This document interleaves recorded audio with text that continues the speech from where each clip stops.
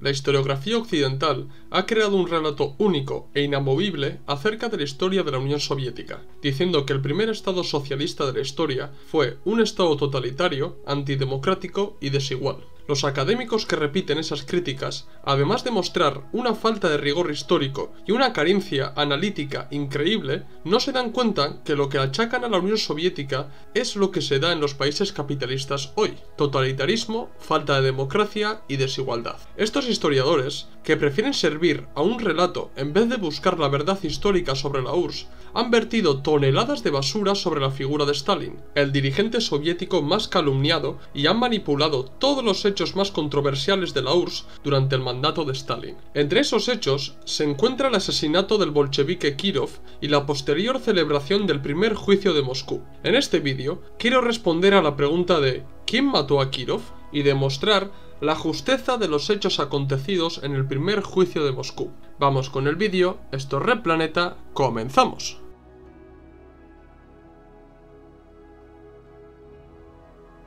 El asesinato de Kirov es uno de los temas más polémicos de la URSS de Stalin, ya que el asesinato de Kirov inició los juicios de Moscú, que la historiografía occidental ha llamado como la Gran Purga de los años 30. La vida política en la URSS no fue siempre perfecta. El centralismo democrático no siempre funcionó como debía, ya que existían elementos oposicionistas que, lejos de intentar prevalecer sus análisis y sus tesis, al no poder convencer a los demás camaradas, decidieron reaccionar contra las resoluciones aprobadas y votadas por la mayoría de los cuadros bolcheviques. Objetivamente, el asesinato de Kirov sirvió a Stalin para ir de frente contra estos elementos y cesar de una vez la actividad antisoviética que desempeñaban. Es por eso por lo que los historiadores que sirven al paradigma anti-Stalin defienden que el asesinato de Kirov fue orquestado por Stalin para eliminar a todos los opositores y a todo cuadro del partido que no estuviera de acuerdo con él.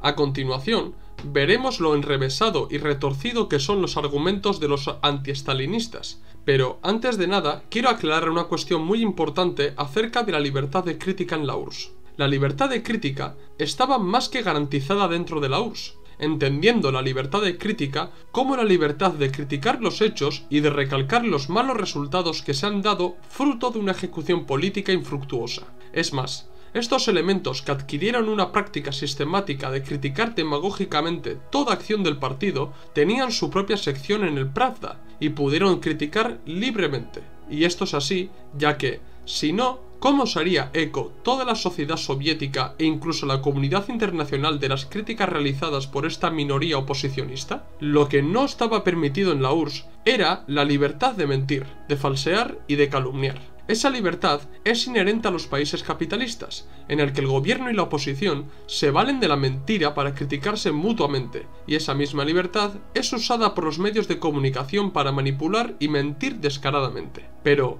¿en qué país imperialista los gobiernos van a permitir una libertad de crítica realizada por los sectores comunistas o revolucionarios que pongan en jaque los pilares de ese Estado? Si hoy los países imperialistas tampoco lo permiten, ¿por qué debería permitirlo la Unión Soviética? Bien, planteada la cuestión acerca de la libertad de crítica dentro de la URSS, tengo que aclarar brevemente quién era Sergei Kirov, ya que me imagino que muchos de vosotros no sabréis quién era Kirov. Sergei Mironovich Kostrikov, más conocido por los bolcheviques como Sergei Kirov, fue un destacado bolchevique que participó en el movimiento obrero revolucionario ruso desde la primera revolución rusa de 1905. Tras el primer intento revolucionario, Kirov se unió a los bolcheviques y participó en la Revolución de Octubre de 1917 y la mal llamada Guerra Civil Rusa. Después de que los bolcheviques consolidaran el poder soviético, Kirov fue elegido secretario general del Partido Comunista de la República Socialista Soviética de Azerbaiyán, cargo que ocupó hasta pocos años después del fallecimiento de Lenin. Posteriormente, Kirov regresó a Rusia para ocuparse del Partido Comunista de la sección de Leningrado, cargo que ocupó hasta su asesinato en 1934. Cabe destacar que Kirov fue siempre fiel a Stalin y que confrontó junto a él las tesis oposicionistas de Kamenev, Zinoviev y Trotsky. Lo más correcto sería decir que Kirov siempre fue fiel a las resoluciones aprobadas por la mayoría del partido y que nunca estuvo de acuerdo con la praxis antisoviética de los opositores, de no aceptar las resoluciones aprobadas y de reaccionar activamente contra ellas. Como es normal en cualquier partido comunista, y me atrevería a decir que en cualquier partido revolucionario, Kirov criticó las cosas con las que él no estaba de acuerdo. Pero a diferencia de los opositores, las críticas de Kirov no se convertían en reacciones activas contra el partido, sino que él planteó críticas constructivas dirigidas a mejorar la práctica del partido y nunca se planteó saltar por encima de la disciplina del partido. Que Kirov tuvo discrepancias con Stalin y que incluso discutió con él, lógicamente fue así, mas eso demuestra la existencia de la democracia interior del partido bolchevique. Incluso en el 17 Congreso del PQS de 1934, Kirov fue propuesto secretario general del partido. Sin embargo, este lo rechazó, argumentando que Stalin era el cuadro más capacitado para desempeñar ese cargo. Todo esto demuestra que Stalin no tenía ninguna razón para asesinar a Kirov, pero las mentes retorcidas de los antiestalinistas argumentan con pensamiento a posteriorista que Stalin sí tenía razones para asesinar a Kirov, y esa razón es la eliminación de todo el bloque oposicionista que se había creado dentro del partido en torno a Zinoviev, Kamenev y Trotsky. Pero como dice el refrán, después de visto, todo el mundo es listo. Ahora, antes de entrar con las pruebas que se tienen hoy acerca de la culpabilidad del centro de Leningrado liderado por Zinoviev y del centro de Moscú liderado por Kamenev en el asesinato de Kirov, quiero mencionar los distintos relatos que se han creado sobre este magnicidio. La historiografía occidental actual, que sirve completamente al paradigma anti-Stalin y que, como dice Grover Furr, considera inaceptable encontrar a Stalin no culpable de algún crimen que se le ha acusado, defiende que fue Stalin quien organizó el asesinato de Kirov, no tanto para desprenderse de él, ya que, como hemos visto antes, Kirov apoyó a Stalin, sino para tener el argumento necesario para comenzar una guerra abierta contra Zinoviev y Kamenev, y posteriormente contra todos los oposicionistas, véase Radek, Piakatov, Trotsky, Bukharin, etc. Sin embargo, este relato solo puede ser sostenido sobre la idea del conocimiento de los hechos a posteriori, ya que esta conclusión perversa y retorcida solamente puede salir teniendo conocimiento de los hechos acontecidos en los años siguientes en la URSS. Ni siquiera los medios imperialistas de los años 30 fueron tan osados y manipuladores de achacar a Stalin el asesinato de Kirov. ¿Por qué? Ellos no veían el futuro y les era imposible prever el comienzo de los juicios de Moscú. Por ende, sabiendo que Kirov apoyaba a Stalin, les era inconcebible y estúpido que Stalin se desprendiera de un camarada tan apto, válido y fiel a la causa comunista como lo fue Kirov. El relato, o el análisis que acabo de mencionar, es el relato que más fuerza ha cogido en las últimas décadas, ya que desde que la URSS fuera desmantelada, los ataques al comunismo y a Stalin no han hecho más que agravarse, llegando incluso a rozar el sinsentido y el despropósito.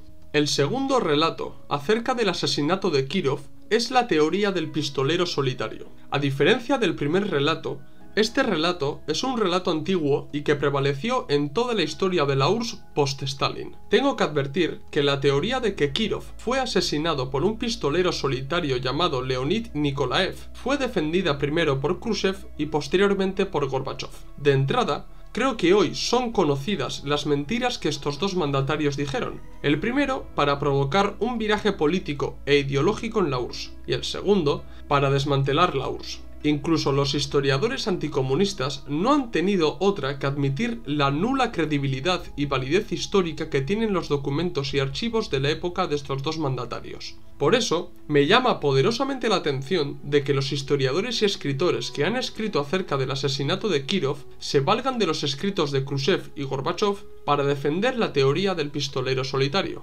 Todo el mundo académico que ha escrito acerca del asesinato de Kirov, independientemente de ser anticomunista, antiestalinista o marxista-leninista, defiende que Leonid Nikolaev fue el autor del asesinato de Kirov, esto es, que Nikolaev apretó el gatillo. Esto es correcto, y así lo defienden todos. Ahora bien, la discusión está en que si Nikolaev actuó solo y se valió del terror individual para asesinar a Kirov, o si actuó en nombre del centro de Leningrado de Zinoviev y el centro de Moscú de Kamenev. En el caso de que actuara solo como un lobo solitario, elimina toda culpabilidad de Zinoviev y Kamenev en el asesinato de Kirov. Por ende, el primer juicio de Moscú estuvo amañado y fue una farsa. Pero, si Nikolaev pertenecía a los grupos opositores y actuó bajo las directrices de estos grupos, los opositores que dirigían esos grupos o que formaban parte de ella eran cómplices de asesinato. Por ende, los juicios de Moscú no fueron una farsa y fueron condenados acorde a los delitos que les imputaban.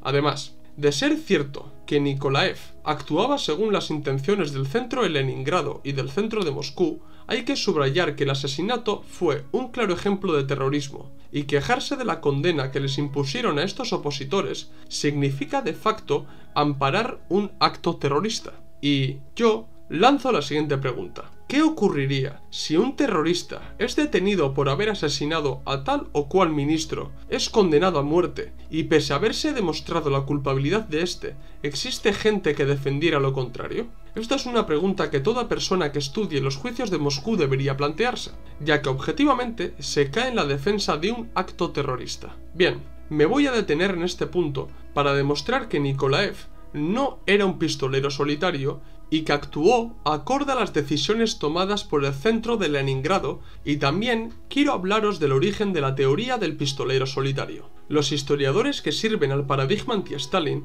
usan el libro de Matthew Lenoe, Kirov, Murder, como fuente para argumentar de que Nikolaev actuó solo para exculpar a Zinoviev y a Kamenev y demostrar que el juicio de Moscú fue una farsa. Sin embargo, parece que estos historiadores, que se dejan llevar por su pensamiento a priorista de que Stalin tuvo algo que ver y se niegan incluso a comprender lo que en el libro de Lenoe se dice acerca del asesinato de Kirov. Lenoe, que no puede ser tachado en ningún momento de stalinista o de comunista, ya que es un autor que se posiciona totalmente en contra del comunismo y de la URSS, advierte en su libro que Khrushchev intentó primero buscar evidencias que relacionaran a Stalin con el asesinato de Kirov y que al no encontrar nada, crearon la falsa teoría de que Nikolaev era un pistolero solitario que usó el terror individual para asesinar a Kirov, exculpando de facto a Zinoviev y a Kamenev. Concretamente, Nikita Khrushchev pidió a su jefe de la KGB, Iván Serov, que buscara evidencias que demostraran la culpabilidad de Stalin en el asesinato de Kirov, y que, como he dicho antes, al no poder hacerlo, se inventaron la teoría del pistolero solitario, como dice Lenoe en su libro, para negar cualquier conexión entre Nikolaev y el centro de Leningrado. 2 décadas después, Gorbachov pidió a Alexander Yakovlev, miembro del Politburó y el manipulador preferido de Gorbachov, que volviera a buscar evidencias sobre la culpabilidad de Stalin en el magnicidio. Nuevamente, al no encontrar nada, repitieron la misma teoría que los khrushchevistas inventaron años atrás. Gorbachov, intentando relacionar a Stalin con el asesinato de Kirov, creó una comisión especial del Politburó para buscar evidencias, y esta comisión escribió el famoso Spravka, con el que fundamentaron toda la teoría khrushchevista sobre el pistolero solitario.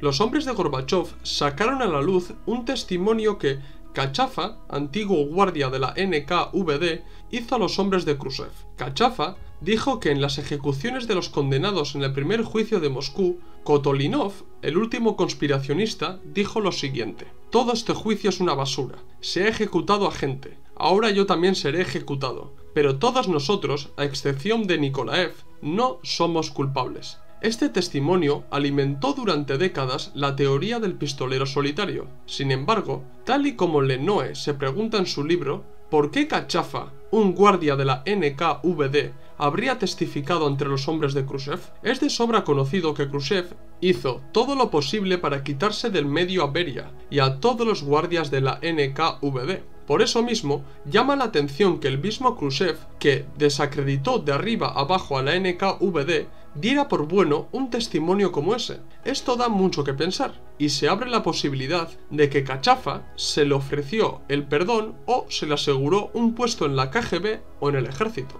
Es más, el propio Lenoe, descontento de no poder dar por bueno el testimonio de Kachafa, dice que el testimonio de Kachafa sobre las últimas palabras de Kotolinov es una mentira de colegiales. La teoría del pistolero solitario tiene la clara intención de exculpar a Zinoviev y a Kamenev. Sin embargo, todas las pruebas que se tienen apuntan a lo contrario. Apuntan a que Nikolaev estaba en contacto directo con el centro de Leningrado y que este a su vez se encontraba conectada con el centro de Moscú. Así pues, voy a comenzar a sacar las pruebas históricas que existen y que demuestran la participación de estos dos centros en el asesinato de Kirov. Para desgracia de los historiadores antiestalinistas, tanto Zinoviev como Kamenev confesaron no solo ser parte de los centros contrarrevolucionarios de Leningrado y de Moscú, también confesaron en sus testimonios haber ayudado a planear el asesinato de Kirov. Lógicamente, estos dos no admitieron ser culpables inmediatamente. En la Unión Soviética se solía enfrentar dialécticamente a los acusados para poder llegar a una confesión personal o algún testimonio que demostrara la culpabilidad de uno u otro acusado. Ambos exbolcheviques se enfrentaron a distintos opositores de menor rango. Estos dos fueron señalados por numerosos oposicionistas como cabezas pensantes de los centros de Leningrado y de Moscú, que participaron activamente en el asesinato de Kirov. No obstante, sí se puede observar una diferencia entre Kamenev y Zinoviev. El primero fue acusado por distintos contrarrevolucionarios de participar en el centro de Moscú que planeaba atentar contra Stalin, Kaganovich y Voroshilov, y este acabó aceptándolo, pero negó ser uno de los organizadores del asesinato de Kirov, por lo que acusó directamente a Zinoviev. Este tuvo que hacer frente a la acusación de Kamenev e incluso de varios colaboracionistas de menor rango que la acusaron directamente de haber organizado el asesinato y el terror contra Kirov.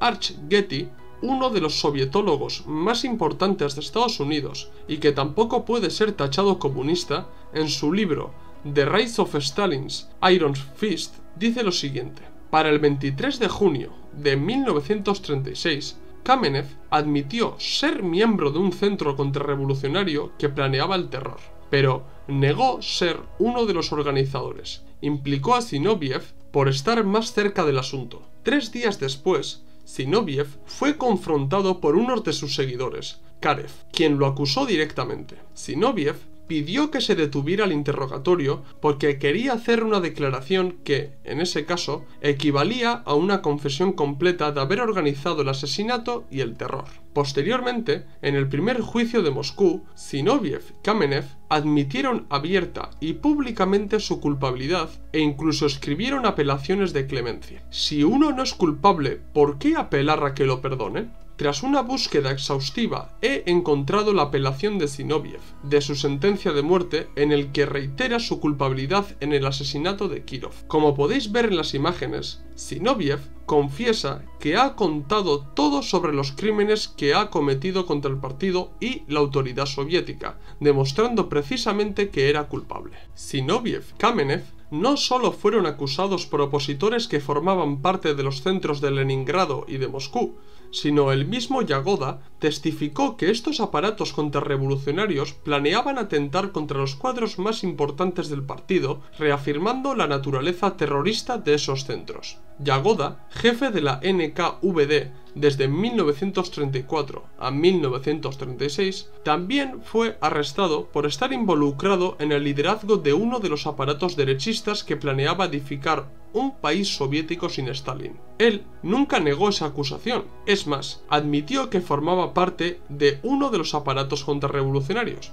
No solo eso, Yagoda dejó muy claro que mientras que ocupaba el cargo de jefe de la NKVD, trató de ocultar todas las pruebas de estos aparatos, ya que él se encontraba integrado en ellos. A su vez, Yagoda afirmó que primeramente se opuso al asesinato de Kirov, pero que posteriormente dejó claro que no iba a tomar parte en el asesinato, pero que no la obstaculizaría. Vemos pues cómo el jefe de la NKVD admite la involucración de los centros contrarrevolucionarios en los que se encontraban Zinoviev y Kamenev en el asesinato de Kirov. ¿Cómo solucionan los anticomunistas todo este embrollo? Muy fácil. Los juicios de Moscú fueron una farsa, y las confesiones de los enjuiciados fueron fabricadas o dictadas por las propias autoridades estalinistas. Por imaginar, podemos imaginar cualquier cosa. Sin embargo, para soltar semejante acusación contra el máximo mandatario de la URSS de aquellos años y contra los fiscales que llevaron a cabo los juicios de Moscú, se deben presentar pruebas reales y no chismes y falacias que no se pueden comprobar. Los antiestalinistas ni siquiera han leído a los historiadores anticomunistas,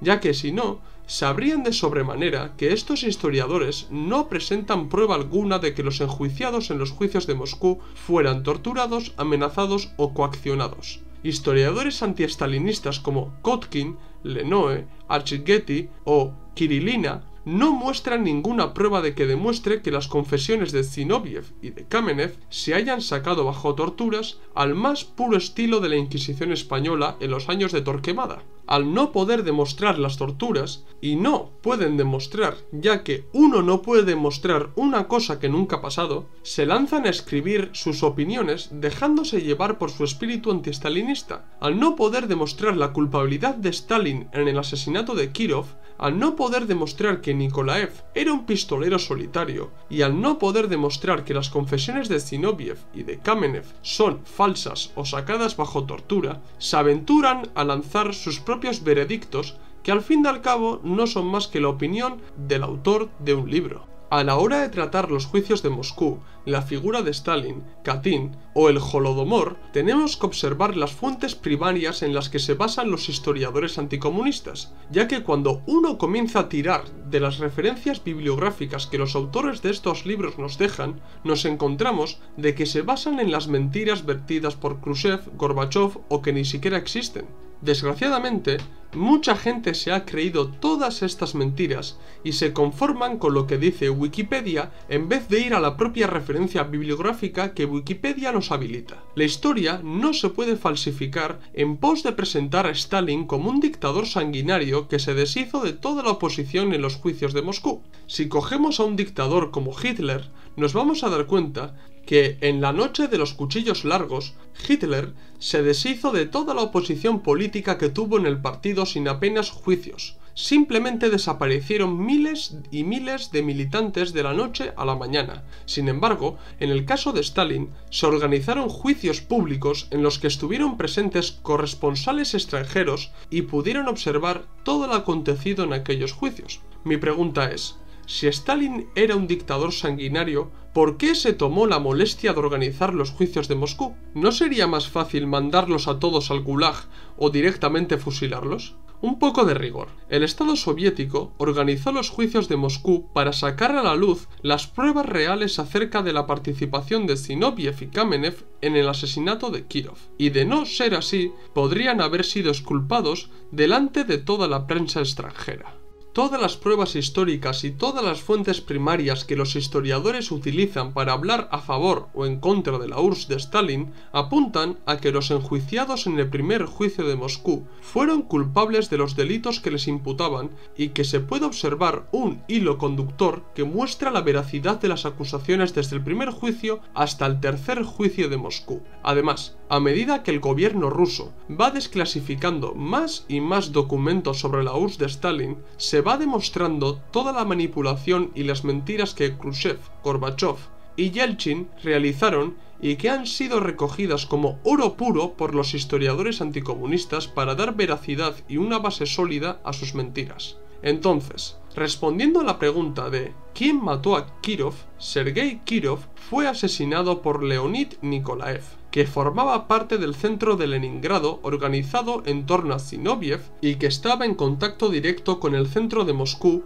en el que se encontraba Kamenev. Quiero terminar este vídeo reproduciendo aquí lo que la CIA concluyó años después sobre los juicios de Moscú. Los enjuiciados en los juicios de Moscú serían condenados de la misma manera en cualquier otro país del mundo. ¿Qué os ha parecido el vídeo? ¿Os ha gustado el vídeo? ¿Os gustaría que hiciera un vídeo sobre el segundo y el tercer juicio de Moscú? Hacérmelo saber en los comentarios y sugerirme nuevos temas para que traten futuros vídeos. Dar like si os ha gustado el vídeo y si sois nuevos, suscribiros al canal. Seguirme en las redes sociales Twitter, Facebook e Instagram, donde subo nuevo contenido diario. Esto es todo, nos vemos en el próximo vídeo. ¡Salud, camaradas!